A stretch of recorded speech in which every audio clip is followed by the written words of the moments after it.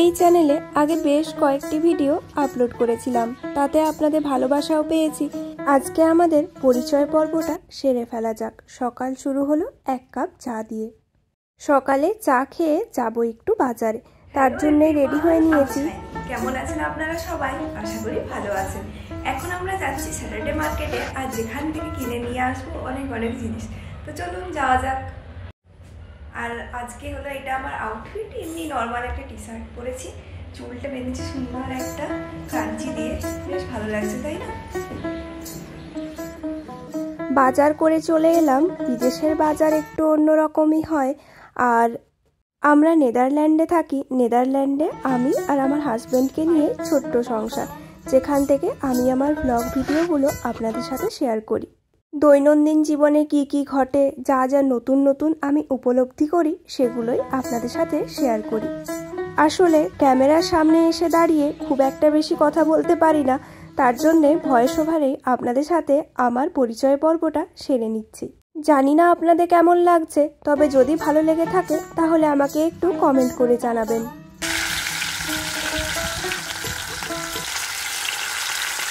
বাঙালির মাছে ভাতেই কিন্তু দিন কাটে, তাই আজকে রান্না করব মাছের সর্ষে আর ভাত। এটা সার্ডিন মাছ, এখানে এরকম ধরনের মাছ পাওয়া যায়। এই মাছ ভাজতে ভাজতে আমি আপনাদের সাথে শেয়ার করি যে আমি নেদারল্যান্ডে কি করে এলাম বা আমি ইউরোপে কি করে এলাম। 2024 সালের এপ্রিল মাসে আমি নেদারল্যান্ডে আসি, আর আমার থেকে প্রায় 4 বছর আগে আমার হাজবেন্ড এখানে থাকতো। তার কর্মসূত্রেই আমি এখানে এসেছি।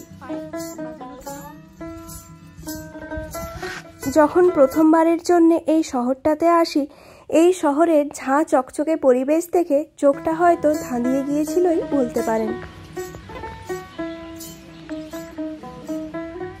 এখন এসেছি এখানকার একটি পার্কে, আর এখানকার পার্কও যে কি অসাধারণ সুন্দর হতে পারে তা নিজের চোখে না দেখলে সত্যি বিশ্বাস করতে পারতাম না।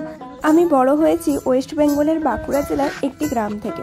গ্রাম থেকেই পড়াশোনা, গ্রাম থেকেই বড় হয়ে ওঠা। আমার হাজব্যান্ডও বলতে পারেন সেই রকমই। পরবর্তী সময়ে আমাদের অ্যারেঞ্জ ম্যারেজ হয় এবং আমাদের বিয়ে হয়। তো বুঝতেই পারছেন, যেহেতু গ্রামে বড় হয়েছি, তাই এই শহরটাকে দেখে চোখ ধাঁধিয়ে যাওয়ারই কথা। প্রথম যখন আসি তখন নিজের জীবনটাকে অনেকটা সিনেমার মতনই মনে হচ্ছিল। চারিদিকে এত বড় বড় বিল্ডিং, আর চারপাশে এত ইংরেজ আর সাদা সাদা মানুষদের দেখে ভাবছিলাম এরা হয়তো আমাদের থেকে অনেকটাই আলাদা। কিন্তু না, ওই যে নিজেদের মানুষদেরকে দেখে দেখে চোখ সয়ে গিয়েছিল। হঠাৎ করে অন্য কিছু দেখলে যেমন লাগে ঠিক সেরমই। প্রথম এসে মনে হয়েছিল এখানে খুব ঠান্ডা। আসলে আমাদের ওখানে তো হার্ডলি 15 থেকে 18 ডিগ্রি তাপমাত্রা থাকে। সেই জায়গার একটি মানুষ যদি হঠাৎ করে -1, 2 বা 0 ডিগ্রিতে চলে আসে, তাহলে তার অবস্থাটা ঠিক যেরম হবে, আমারও ঠিক সেরমই ছিল। আমি পাসপোর্ট বেশ অনেক দিন আগে অ্যাপ্লাই করে রেখেছিলাম, কিন্তু কিছু সমস্যার জন্য পাসপোর্ট আসতে দেরি হয়ে গিয়েছিল, যার জন্যে আমাদের ভিসা অ্যাপ্লাই করতেও বেশ অনেকটাই সময় চলে গিয়েছিল।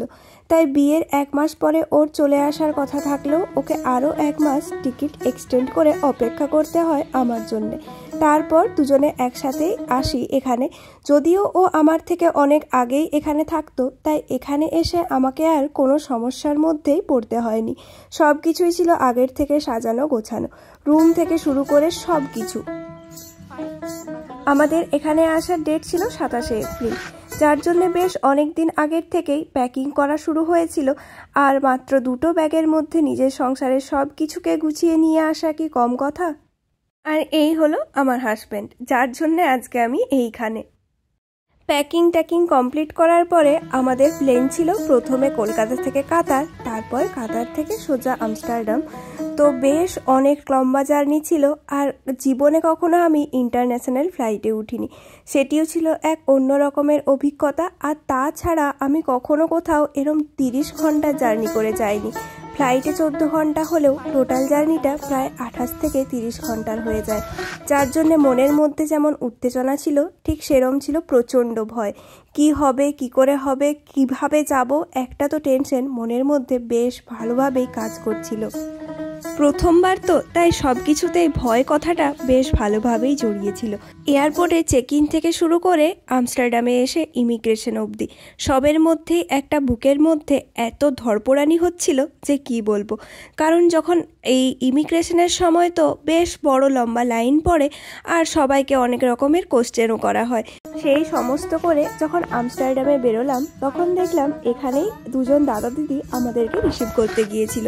পিয়ুষদা আর সুরভিদি, যাদেরকে সারা জীবন মনে থাকবে, তারা আমাদের প্রথমবার আসার দিনটিতে আমাদের সাথ দিয়েছিল। তারপর ওরাই আমাদেরকে গাড়িতে করে এখানে নিয়ে আসে আর আমাদের এখন যেখানে আমরা থাকি সেখানে ড্রপ করে দেয়। আর আমি যখন প্রথমবারের জন্য এই ঘরটাতে এসেছিলাম, সত্যি বলতে বেশ পছন্দ হয়েছিল। ঘর থেকে এই জানলাটা আমার অনেক বেশি কাছে, কারণ এই জানলা দিয়ে বাইরের সব কিছু সুন্দরভাবে দেখা যায়।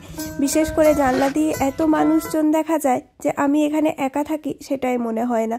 কারণ যখন বাড়িতে থাকতাম তখন সবার সাথে এতটাই মিলে মিশে একাত্ম হয়ে থাকতাম, তাই একা একা থাকার কষ্ট সে এক অন্য রকমের অভিজ্ঞতা। তবে এখানে আসার পরে অনেকটা সময় মন খারাপ থাকলেও আবার বেশ অন্য রকমের একটা ফিলিংসও হয় যে এত কিছু নিজের চোখে দেখতে পাচ্ছি, এত কিছু ফিল করতে পারছি, এগুলোরই বা দাম কোন অংশে কম বলুন। বাড়িতে যখন ছিলাম তখন অনেকটা ছোট থাকলেও এখানে আসার পর যেন হঠাৎ করেই বড় হয়ে গেছি, সব কিছু বুঝতেও শিখেছি অনেক বেশি। যাই হোক, সেই প্রথম দিনের কথায় ফিরে যাই। যখন প্রথমবারের জন্য এলাম এখানে তো সব কিছুই আলাদা, মানে বলতে পারেন ঘরের দরজা খোলা থেকে শুরু করে স্নান করতে যাওয়া অবধি সব কিছুতেই এত সব কাণ্ড কারখানা থাকে। প্রথম বেশ অসুবিধাই হচ্ছিল শিখতে।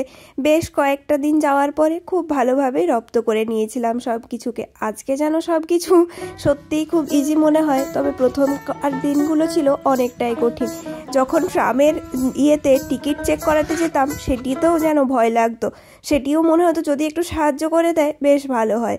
কিন্তু এখন যেন সেগুলো নিজের ওপরে নিজেরই হাসি পায় যে সত্যি মানুষ যখন কোনো একটি নতুনকে কোনো কিছুকে গ্রহণ করতে চায় সেটি তার জন্য যেমন অনেকটা কঠিন হয়ে যায়, আর সেই সব কিছুর ওপর দিয়ে যেতে যেতে সব কিছুই যেন আরও অনেক সহজ হয়ে যায়।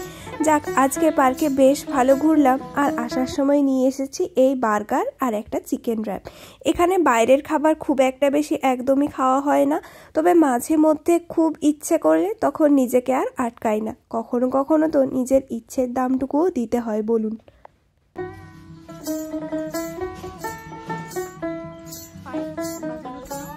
প্রথম দিনের কথাগুলো সত্যিই মনের মধ্যে সারা জীবন আঁকা হয়ে থেকে যাবে। এখানে আসার পরে প্রথম দিন দাঁড়িয়েই মনে আছে ও আমাকে কয়েকটি কথা বলেছিল, মানে কোনটা করা যাবে কোনটা করা যাবে না, সেইগুলো এখনও যেন আমার মনের মধ্যে গাঁথা হয়ে রয়েছে। আজ অবধি কখনো আমি সেগুলোর ভুল করিনি। দেখুন, আপনাদের সাথে কথায় গল্পে আমার কিন্তু রান্নাবান্না এখানে একদম রেডি। আজকে তো বললাম মাছ আর ভাত হবে, আর এই আমার ছোট্ট সুন্দর সাজানো সংসার। একদিন আপনাদেরকে পুরো আমার ঘরের ভিডিও দেব। যদি আপনারা ইন্টারেস্টেড থাকেন তাহলে অবশ্যই আমাকে কমেন্ট করে জানাবেন। আমার বাড়ি বলুন বা শ্বশুর বাড়ি বলুন, দুটোই কিন্তু খুব সুন্দর সাজানো গোছানো। তবে সেই জায়গা যেহেতু আলাদা, তাই এইখানের কালচারের সাথেও অনেকটাই আলাদা। এখানকার ঘর বাড়ি অনেক বেশি ঝকঝকে তকতকে, বিশেষ করে এনাদের কালার চয়েস।